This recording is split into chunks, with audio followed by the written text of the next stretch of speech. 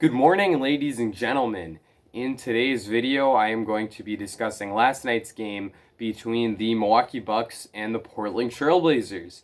In this game, we saw the Bucks really bounce back following a two-game losing streak in which they gave up way too many threes to the New Orleans Pelicans and Charlotte Hornets.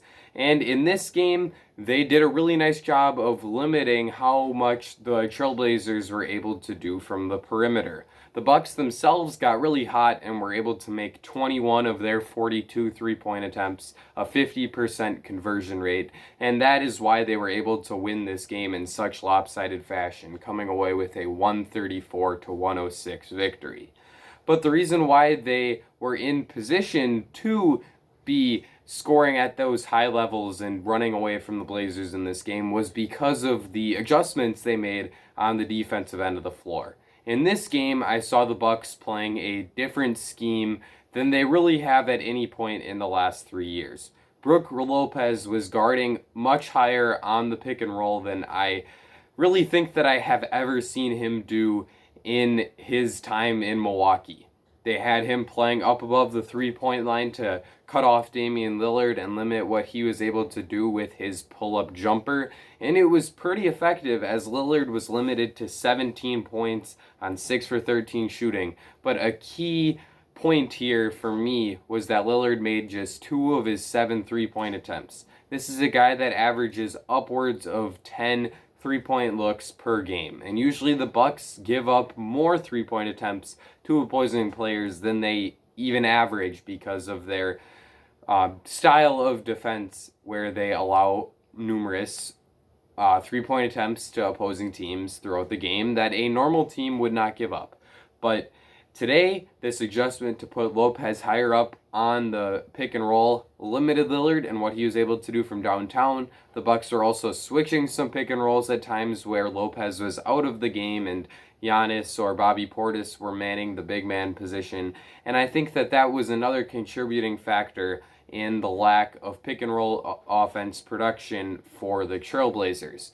Now, there were a few of the flaws from the old system that kind of carried over today. It felt like the Bucks players who were in the gap were still playing a little bit too far down the line. They were still helping off of their men a little bit too much, and this made Nasir Little look like an all-star tonight. Little was able to put up 30 points on 11 for 18 shooting, made 5 of his 7 three-point attempts, almost all of which were wide open catch-and-shoot looks. I think he had Giannis or Chris Middleton on him for most of the game, and both of those two guys have Bud's system of collapsing defensively and giving up three-point shots to mediocre shooters ingrained in their brains, and they were not shy about helping on Damian Lillard's drives and giving up that open look to Nasir Little. So, yeah, Little had a terrific game, but if you're going to give up 30 points to Dame Lillard or 30 points to Nasir Little in what is probably not a repeatable game, I think you're definitely going to take the second option in that almost every single time. Now, this Blazers team wasn't at full strength. If CJ McCollum and Yusuf Nurkic were playing, this might have been a different story. But the Bucks' defense looked fantastic tonight. And I don't want to short sell the offense either because, oh boy, they just could not miss shots. Like I said, 50% from three-point range, and it goes a little bit beyond that as well. Jrue Holiday was the primary defender on Lillard, as I talked about earlier, and I thought that he did an outstanding job on the defensive end. He was hounding Dame full court and making sure that he was never comfortable while having the ball in his hands. But Jrue was also terrific on the offensive end. As always, he knocked down his obligatory 2 pull-up three-point jumpers, as he seems to do every single game. He's got a really nice pull-up 3, and I think that it's probably quite a bit better than his catch-and-shoot 3, as it seems to me that that's where the bulk of his three-point makes come from. And he also scored in numerous other ways, shot very efficiently from the field, going 10 for 14, knocked down a couple floaters. He was very crafty in the lane, maneuvering around opposing rim protectors like Harry Giles and Enes Kanter, who, of course, are not super overwhelming rim protectors, but Drew did a nice job of preventing his shot from getting blocked, and he also did a really nice job in transition. He picked up 3 steals on the game, and that allowed him to get out and throw down a few dunks. So really nice game from Drew Holiday, one of his top games of the season so far. This was what we envisioned getting when the Bucks traded all of those first-round picks in exchange for Holiday, and tonight he looked absolutely terrific on both ends of the court. The other standout for the Bucks was Bobby Portis. Portis has been a reliable option for the Bucks coming off of the bench so far this season, and tonight was no different. He finished with 21 points and 8 rebounds on 9 for 13 shooting. He also made 3 of his 5 3-point attempts, which is very encouraging, as he has been a little hesitant to take more than 2 or 3 threes in a lot of games so far this year. So the fact that he felt comfortable stepping out and taking 5 shots in a game was definitely encouraging. He's also been converting at a very high rate, as I believe he is above 40% shooting from beyond the arc so far this season. But you can't only talk about the 3-point shooting with Bobby Portis, of course. He is an absolute monster in the paint. He's a terrific offensive rebounder, plays very hard, has a great motor, and that allows him to get multiple putback opportunities per game.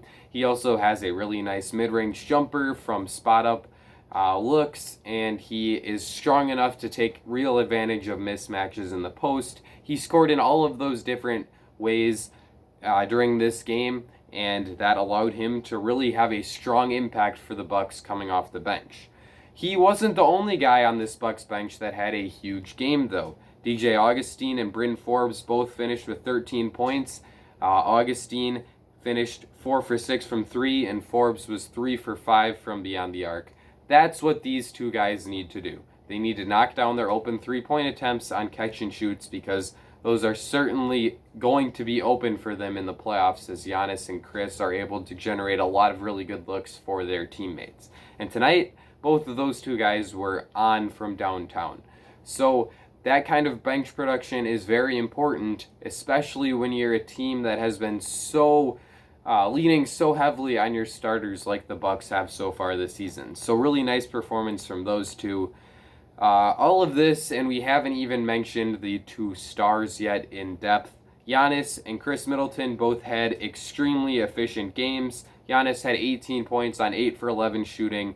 Didn't do anything that was too out of the norm. Only got to the free throw line 3 times for 3 free throw attempts, but a lot of what he was doing today was just being aggressive, getting to the rim, and the Portland defenders just really could not keep him in front.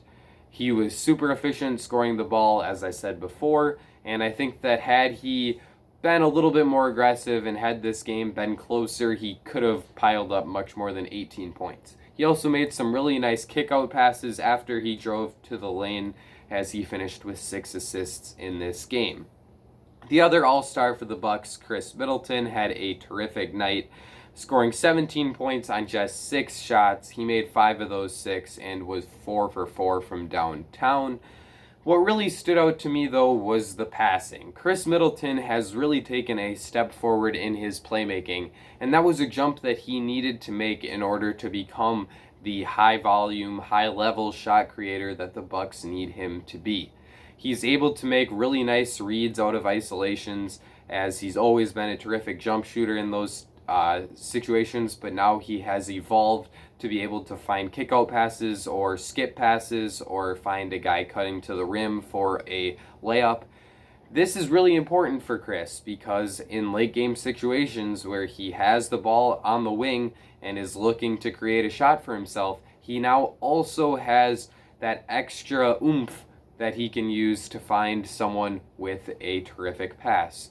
So that's really valuable for Chris. He also, as I said before, shot the ball extremely well tonight, making all of his threes.